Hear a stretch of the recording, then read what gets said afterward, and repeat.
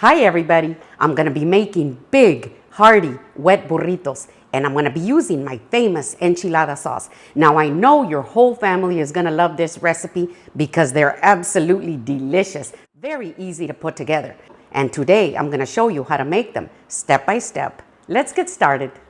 So I've got my skillet nice and hot and it's set a little bit lower than medium. I'm gonna start out with my enchilada sauce. Now, the enchilada sauce is always first because you want it to set aside and you want all those flavors to come in together really nicely. I've got 2 tablespoons of butter in there, and I'm gonna add 1 tablespoon of cooking oil. You can use any type of cooking oil that you like. So now that my butter is nice and melted, as you can see, I'm gonna add my flour. Now, I'm gonna be making my roux right here. Now, it's important that you go through this step and you take your time when you make your roux. Now, I've shown you how I make my enchilada sauce, but I'm gonna make it for you again today, just in case you haven't seen the video. I'll put a link below so you can see that. Now, you don't wanna skip this part because it's very important that you make your roux and you wait until it's nice and golden because that's where it's building up the flavor. So take your time right here, like this. Now, as you can see, my roux is nice and golden. Look at that, and it smells beautiful in here. Now I'm gonna add 1.5 tablespoons of chili powder. This is my homemade chili powder right here. Now, if you're gonna buy your own, if you can find Gebhardt's, use that one because that's the one I used for years before I made my own chili powder. I'm gonna add 2 teaspoons of paprika. This is my homemade paprika. Now, you can use any brand of paprika that you want. Now, I'm gonna whisk it around like this carefully so that all the flavors can get nice and toasted. And that's what's gonna bring out the delicious flavor in your enchilada sauce. So now that my chili powder and my paprika are nice and toasted, I'm gonna add 2 teaspoons of garlic powder, 1 teaspoon of onion powder, and 1 teaspoon of ground cumin. Now, don't leave the cumin out. Cumin is one of the ingredients that gives this enchilada sauce the most beautiful flavor. Now I'm gonna add some chicken broth. This is low sodium chicken broth. I'm gonna whisk it gently like this. Now I'm ready to add my oregano. I've got 1/2 teaspoon of Mexican oregano right here. So I'm gonna put it in here. And I have 2 teaspoons of tomato paste. Very important that you add tomato paste in here. Now, I know a lot of people just dump everything into their skillet and then they just whisk it around and then it's ready to go. And that's not how you make good enchilada sauce. Now I have 1/2 teaspoon of sugar. This is just my raw sugar, but you can use regular granulated sugar. That's gonna balance the chili powder and the paprika. I've got 1/2 teaspoon of chicken bouillon. And I'm gonna add the rest of my chicken broth. I'm gonna replace my lid. I'm gonna turn off the heat and I'm gonna set it aside until I'm ready to use it. So now that I have my enchilada sauce prepared and out of the way, I'm gonna prepare my meat. Now I've got 1.5 pounds of ribeye steak and I've got it cut up into small pieces like this. I left one so that I could show you how I cut it up. Now this is ribeye steak right here. And as you can see, it's very thin. Now, if you have a good relationship with your butcher, you can have him cut them up real thin like this. Now, if you don't wanna use ribeye steak, then you can use your favorite cut of meat. So I'm just gonna cut up this ribeye steak into small pieces. As you can see, I leave the fat, and you know that ribeye steaks are delicious with the fat. That's what gives it that flavor. Now, if you see a big piece like this, you can remove it. So I've got this cut up really nice like this. Now I'm just gonna add my salt and pepper. Remember that you discard your salt and your pepper once you put your hands in here. Now, you can add any seasoning that you want into your meat, but a good steak, I think, is just delicious with just plain salt and pepper. But you can add whatever you want. This is freshly ground pepper in here. And I'm gonna add a little bit of oil in here, not too much, just a pinch, a tablespoon or a little bit more. See, look at this. Oh, just beautiful. Now we can take this to the griddle. I'm gonna add a little bit of oil right here on the griddle. Just like that.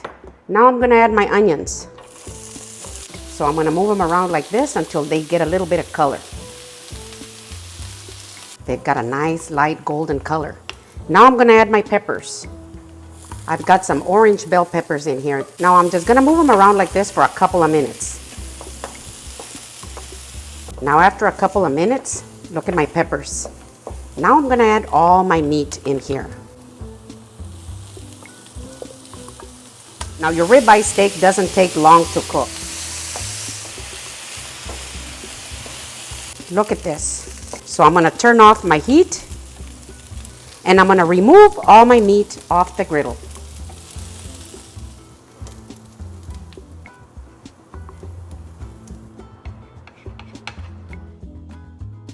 These are the tortillas that I'm gonna be using. See, this is how we buy them at the grocery store. They're raw and they come in a plastic bag like this. I'm gonna put one right here and here's the other one. Look at that. And I'm just gonna move them around gently until they're nice and cooked.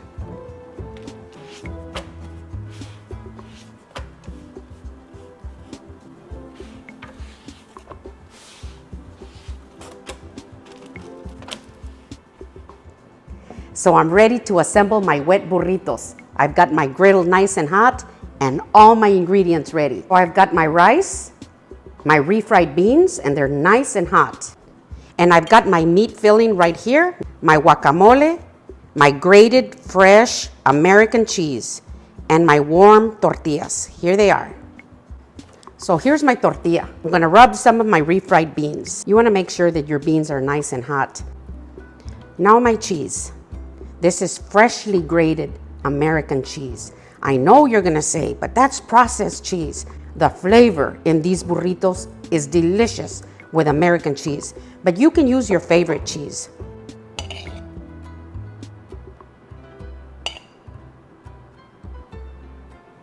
Now my rice.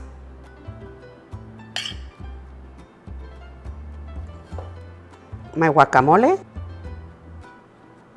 That's perfect. Now I'm gonna wrap it up. I bring this flap all the way over. Tuck it in. Bring this in. And here it is.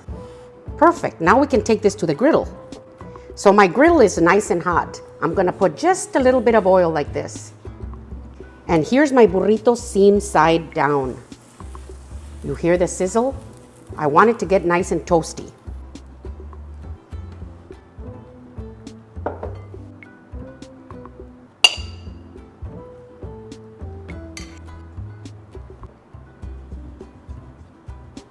It's my guacamole. Now I'm gonna wrap it up.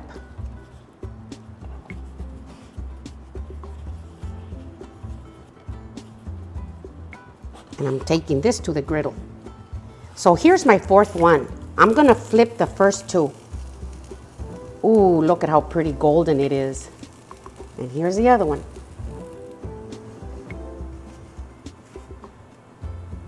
So I've got everything in its place and I'm ready to assemble my wet burritos. So I'm gonna show you how my Ron likes to have his. I'm gonna get some of this enchilada sauce right here and I'm gonna put it on my plate. Now I'm gonna put the burrito on top like this.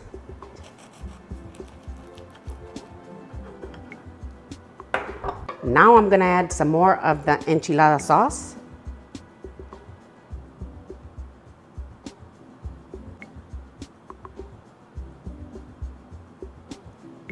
Now my pico de gallo. Here's the sour cream.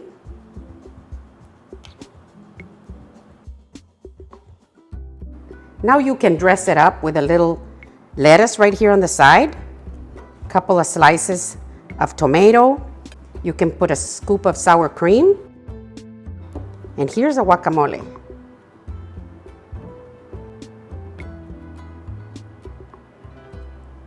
Oh, yum. Now I'm gonna set it out of the way and I'm gonna show you how I like to have mine. Very simple. I'm gonna put a little bit of the enchilada sauce right here. Now I'm gonna cut mine in half. I'm gonna set them right here. Here's some lettuce, because I like something cold with my wet burrito. Now I'm gonna put my pico de gallo right here, my sour cream, my guacamole. Now I'm ready for the taste test. Now I like to have the enchilada sauce on the side because I like to dip it. A little messy, but oh, so good. I dip it in here.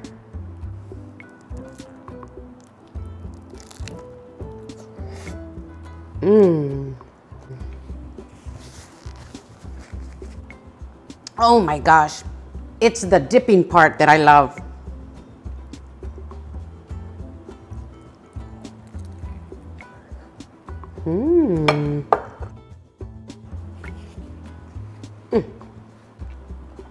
This is out of this world delicious. So these are my wet beef burritos. If you like my video, give me a thumbs up. Send me a comment and tell me what you think. Thank you.